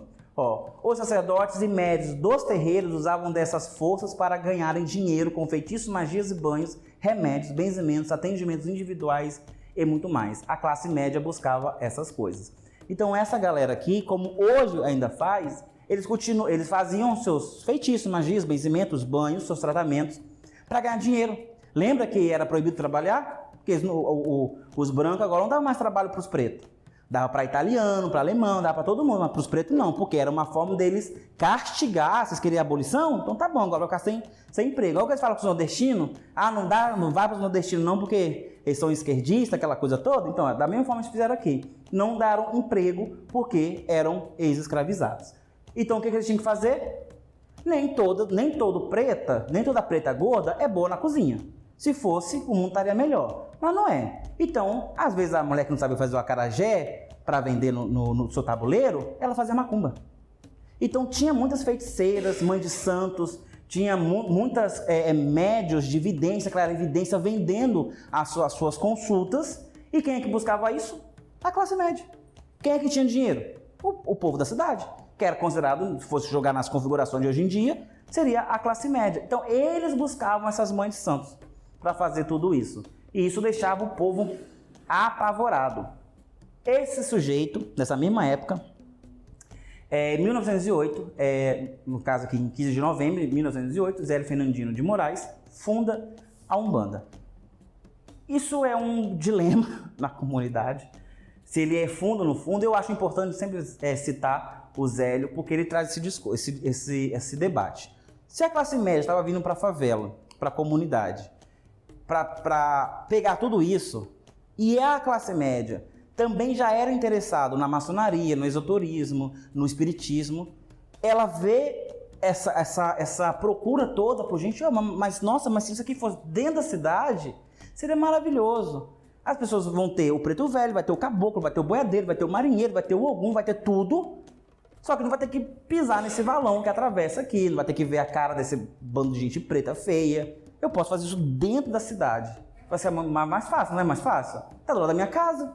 Foi o que a Federação Espírita fez na época. A Federação Espírita era kardecista. Então, basicamente, eles manipulam toda a história para dizer que esse sujeito, aos 16 anos, ele tem um fenômeno espiritual, onde ele passa mal e depois misteriosamente, ele é curado. E ele vai contar que foi um espírito, e esse espírito manda ele ir numa federação em Niterói. Ele vai nessa federação, ele incorpora uma entidade, um caboclo 7 encruzilhadas, e ele fala que era um caboclo. Aí a federação, o pessoal do centro fala: então você tem que ir embora, porque aqui nós não aceitamos a sua manifestação, porque você não é um ser evoluído. Aí tem todo um bate-boca de quem é, de quem não é evoluído, e acaba então com o caboclo das 7 encruzilhadas, ele fica irado, e ele fala: olha, então eu vou fundar minha própria religião. Se vocês não me aceitam, eu vou criar minha própria religião. Então, uma semana depois, na casa do Zélio Fernandino de Moraes, acontece uma gira de Umbanda, onde nele se manifesta o caboclo das 7 encruzilhadas, em outros médios também se manifesta outras entidades, e ali, a partir de então, é fundada, supostamente, a Umbanda. Só que, como a gente viu, a Umbanda ela é muito mais antiga do que 1908. O que acontece é um movimento da Federação Espírita. O Zélio só começa a ficar famoso lá para o período dos anos 60. Então, até então, ele não era ninguém. Se ninguém tivesse olhado para ele, ia passar batido, porque ele era só mais um pai de santo, que pegou a coisa da comunidade, da favela, e levou para dentro da cidade. Só isso. Mas a Federação Espírita precisava embranquecer a Umbanda, porque a Umbanda era muito famosa. A Umbanda conquistava qualquer pessoa. Cantava-se sobre a Umbanda, falava sobre a Umbanda, os jornais escreviam sobre a Umbanda. Todo mundo queria a Umbanda. E na época era muito forte isso. Então, eles tinham que tomar posse. Por quê? Assim como a Igreja Católica, os centros, as federações espíritas, na época, elas tinham que dar o aval de funcionamento. Então aqui, para que eu pudesse falar que eu sou um pai de santo, tinha que ter um quadro aqui de uma federação espírita. Você pegou essa época? Por quê? Eu tinha que pagar uma mensalidade para eles. Opa, mas centro espírita tem pouco, mas terreiro de Umbanda tem muito. Então vamos pegar esse negócio para mim. Todo mundo vai ter que pagar para mim, para que eu possa dar o aval que o seu terreiro é bom. Então as pessoas, ao entrar nos terreiros, já procuravam uma plaquinha do centro da Federação Espírita. Se não tivesse, eles iam embora. Que era sinal que não era bom, que não era correto. Ninguém testou as entidades ali. O Então, problema agora é que hoje tem certas federações que exigem ainda que você tenha o diploma. sim, ainda tem muitos ainda. Por exemplo, eu frequentei no Centro Espírita em Linhares, que lá é cheio de... E eles acham bonito aquilo. E é imposto. Uma vez, um presidente... E é caro, tá? É caro. O presidente, uma vez, lá de Minas Gerais, ele chegou lá em casa querendo que eu fizesse esse negócio. Nossa, tem que entrar, porque se você não entrar, ninguém vai vir no seu terreiro. Eu falei, beleza, eu não quero. Vem quem quiser. Ele, cara, faz. Se você tiver um ferro de passar aí, você me dá, que eu te dou o diploma. É, um ferro de passar, coisa de 30, 40 reais. Falei, ah, vai pedir. Se você quer esmola? Se quer esmola, eu te dou. Mas fazer isso em nome da espiritualidade, não, pô. Achei assim, super deselegante dele. Na época, né? Ô, GG, e lembrando também, uma coisa importante, é que antes do Zé, as pessoas não estavam preocupadas em catalogar nada, né? Era tudo passado de boca a boca. Depois Sim. do Zé que eles começaram a catalogar, a divulgar. Até antes do Zélio. Faz parte da cultura negra. Enfim, o preto não tinha como catalogar, igual os brancos tinham como catalogar tudo bonitinho. Sim. Então era tudo de boca a boca, tanto que a questão dos sobrenomes mesmo. Então foi tudo coisa de boca a boca, não Sim. tinha como se catalogar nada. O povo banto, ele tem como cultura o ensinamento oral. Só que é tão perfeito que é como se você estivesse lendo um livro. Não se muda uma vírgula. Os indígenas, da mesma forma. Então, funcionou. Eu ainda tô conspiracionista nesse ponto, porque, gente, não tem nada de história, de relato, nada que se conhece. Como assim? Não. Se eles tinham Então. os cartórios, pô. Entendeu? Então é essa a questão, isso pra mim tá cagado. Então, na época do Zélio, fizeram uma reunião, uma grande reunião para decidir a origem da Umbanda. Todos os sacerdotes da Umbanda da comunidade, que eram pretos, ou até mesmo os próprios indígenas, não foram convidados. O próprio Tata Tangreto, que ele vai fundar a Umbanda Molocô, ele era, assim, ele era escritor, da época era um homem preto, escritor, ele ganhou muito dinheiro com samba, ele fez um alvoroço na época, ele não foi convidado. E ele era muito mais antigo de macumba conhecida no Rio de Janeiro do que o próprio Zélio. E o Zélio ele é uma cartada que vai surgir só na década de 60, através de um jornal espírita da época. Como eu falei, se não tivesse olhado, ele tinha passado despercebido. Ele era só um fantasma na história da Umbanda. Mas vamos lá. A nossa Umbanda, a Umbanda pé no chão. Então, a partir dessa história, sejam vocês bem-vindos à Umbanda pé no chão. Essa Umbanda que vai misturar a cultura indígena com o catolicismo, com a cultura banto, vai ter um pouco de kardecismo e mais algumas vírgulas aí de outros cultos, mas no fim vai ter um único sentido a nossa Umbanda. Vamos lá, os pilares da nossa Umbanda, como eu já disse anteriormente, que é o povo de Angola, os bantos, os indígenas, o catolicismo e um pouco do kardecismo. Na Angola nós temos a Umbanda e a Quimbanda primitiva, que é aquela do umbandeiro, do quimbandeiro, e a espiritualidade banto, que é um conceito que eu estou estudando muito ultimamente, eu quero trazer para vocês depois de outras formas. Os indígenas, com o culto indígena original, principalmente do tronco tupi. Tupi, tupiniquim, tupinambá, tupi-guarani, o próprio guarani, dentre outros. Mas esses foram os mais próximos de nós. O catolicismo, que é o sincretismo com o beatismo, que a gente tem que entender que no decorrer do tempo, esses pretos tiveram filhos, e esses filhos não tinham conexão nenhuma com a África, os filhos dos indígenas não tinham conexão nenhuma com a comunidade indígena, e eles foram apresentados ao catolicismo e se tornaram beatos. Eles tinham um pouco de cada coisa, eles eram católicos, iam na missa no domingo, mas na segunda-feira estavam batendo tambor, na terça-feira ia para capoeira, na quinta-feira ia para a roda de rapé e estava tudo certo, era uma mistura danada. Era o sincretismo. Então, esses católicos, que não são nada europeus, os nossos próprios católicos, eles são assim, mistura de um tudo e tá tudo certo. Então, essa é a cola que vai grudar tudo. E depois havia o kardecismo, junto com esse movimento da nova Umbanda, né, da Umbanda de Zélio, vai ter também outros escritores, outros estudiosos, vai trazer o kardecismo, eles vão trazer assim, uma luz de entendimento sobre algumas coisas que talvez não nos fazia compreender a junção de tudo, mas a gente faz a colinha ali e faz uma compreensão de tudo.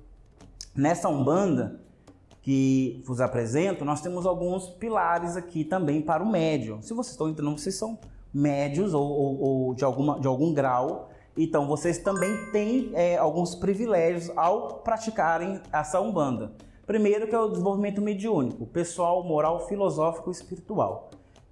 Isso aqui toda religião tem, mas a nossa, ela faz questão que você tenha, somente aqui nesse terreiro, não só o desenvolvimento mediúnico, que é você controlar os seus dons, aprender a controlar, que isso é desenvolvimento, mas também como pessoa. A religião, ela tem que ter um impacto social. Se ela não tiver, ela não está servindo para nada. A gente não vai vir aqui só para sambar a macumba. A gente tem que entender, compreender, levar isso para a nossa vida e nos compreender melhor. Não só como pessoa, mas na nossa moral, na nossa filosofia, na nossa própria espiritualidade individual. Seja uma criança, seja uma pessoa mais velha, todos nós ainda temos tempo de progredir de alguma forma. O estudo e as práticas espirituais brasileiras, que é o que eu pretendo apresentar aqui para vocês. Não vou me aprofundar em nada africano, nós não vamos aprender a sentar um inquince, nem um orixá, tem nada, vamos aprender a cultuar caboclo, preto velho, marinheiro, boiadeiro, essas coisas. Então, se é cultura espiritual brasileira, tem na Umbanda Pé no Chão. Na Umbanda Pé no Chão não cultua orixá, não cultua inquince, não cultua vodum, não cultua tupã, não cultua ninguém que não seja da espiritualidade brasileira. Ou seja, nós estamos aqui para cultuar espíritos, não divindades. Quem quiser, eu indico terreiros de candomblé, de ifá, mas aqui a gente vai cultuar somente espíritos.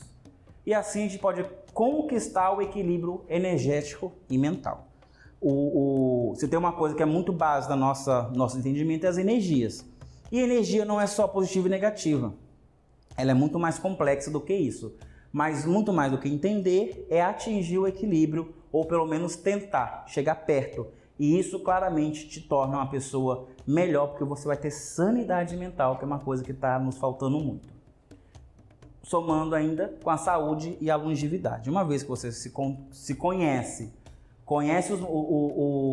o seu corpo mediúnico, você consegue controlar seus dons, você se torna uma pessoa melhor, com a moral melhor, com uma forma de ver o mundo melhor, uma espiritualidade sã, sem fantasia, sem cultuar saci pererê de 3 pernas por aí, mas focado na espiritualidade presente do Brasil, com equilíbrio, a saúde e a longevidade vai ser o seu prêmio. Ou seja, você vivendo saudavelmente e viver muito.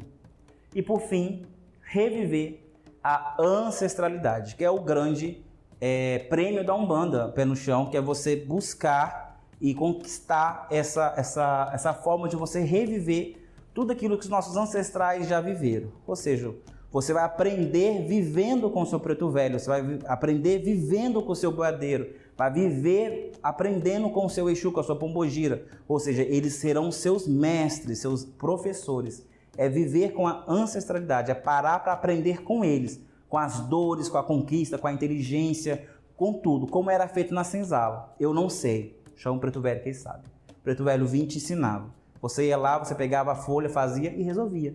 Era simples. A gente não precisava saber das 7 radiações de Umbanda e as configurações quânticas disso.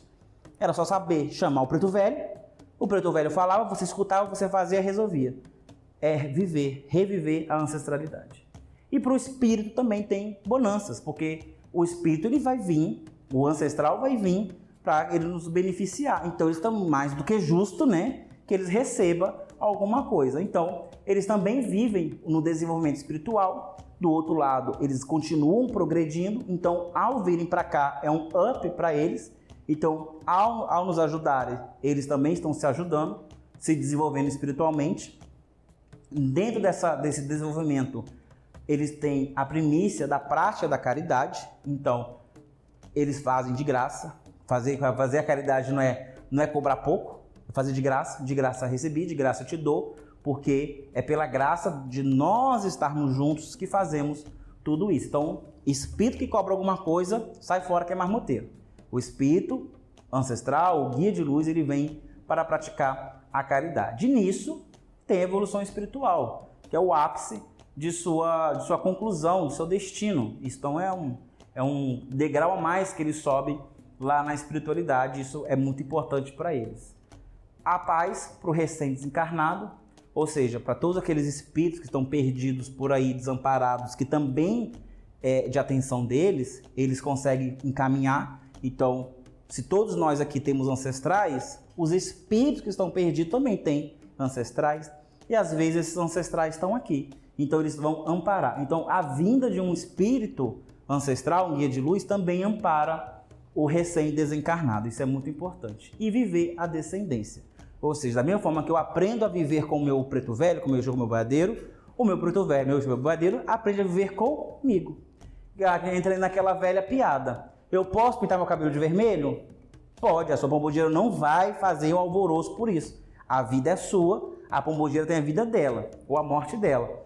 Uma coisa tem a ver com outra, ela tem que aprender a conviver com você. Independente de como você é, do que você pretende fazer, um aprende a viver com o outro. E assim, os dois se desenvolvem. Então, a Umbanda ela tem algumas premissas que eu acho que é importante ressaltar, que é a conexão com a ancestralidade. Isso parece que ficou bem lógico, nós não vamos fugir muito disso, mas todas as outras aulas sempre lembram. É a conexão com a ancestralidade. Em algum momento, isso vai me conectar com a minha ancestralidade. Amparar e acolher, levar a cura de graça e com graça, que é a nossa proposta. Não adianta nada a gente querer incorporar pombogira, boiadeiro, caboclo, preto velho, se eles vão fazer o que aqui? Eles vão vir para amparar, acolher e levar a cura de graça e com graça. Aprender com quem sabe mais e ensinar a quem sabe menos. É nós aprendendo com os espirituais e os espirituais aprendendo conosco. É eu aprendendo com o Alexandre aprendendo comigo, eu aprendendo com o Renzo aprendendo com você e você ensinando a Simone. E assim vai. Ou seja, humildade. Humildade para ensinar, humildade para aprender, humildade para ouvir, humildade para falar. A gente aprende isso com a Umbanda. E buscar o desenvolvimento pessoal e a evolução do ser. Não adianta nada fazermos tudo isso, entendermos tudo isso, se a gente não saber que a nossa função primordial é buscar o desenvolvimento. O que é desenvolver? É melhorar. Eu vou ser o melhor nisso? Talvez não. Mas eu vou buscar melhorar sempre. No final, eu vou ter o meu mérito. Então eu evoluí como ser. No passado eu era de um jeito, agora eu sou do outro. Então eu evoluí, eu mudei. Não é para ser melhor do que o outro. Eu sou mais evoluído do que você. Não, não é isso. Eu mudei, você vai mudar. Todos nós vamos mudar. E todo mundo olhando para si, buscando o seu próprio desenvolvimento e no fim alcançando uma evolução do ser. E no fim, tudo que é Umbanda se resume a isso. Manifestação do espírito para a prática da caridade. Toda manifestação espiritual que não é para a prática de caridade não é Umbanda. Pode ser qualquer outra coisa, mas não é Umbanda. Meu preto velho chegou em casa, queria um copo de cachaça, para quê? Eu não sei. Então, você tá com quiumba, filho. Vai buscar um centro espírita, um ebó aí, porque não tá funcionando a Umbanda para você. Porque se não foi para caridade, foi para vaidade. E a vaidade não é da Umbanda. Então, a manifestação do espírito para a prática da caridade. Por isso ela acontece aqui, em irmandade, em união, para que cada um se cure, se trate um com o outro. Dúvidas? Oi, espero que você tenha gostado da palestra. Eu tive que fazer alguns cortes, é normal, porque nós debatemos o assunto aqui no terreiro, por isso que nós não podemos substituir a vivência de terreiro. Devemos sempre estar debatendo todos os assuntos presencialmente. Mas eu estou deixando aqui do lado alguns vídeos para você aprender um pouco mais sobre a nossa Umbanda, sobre o nosso terreiro também. Então é só clicar para continuar maratonando os vídeos aqui do canal. Te vejo lá. Tchau, tchau.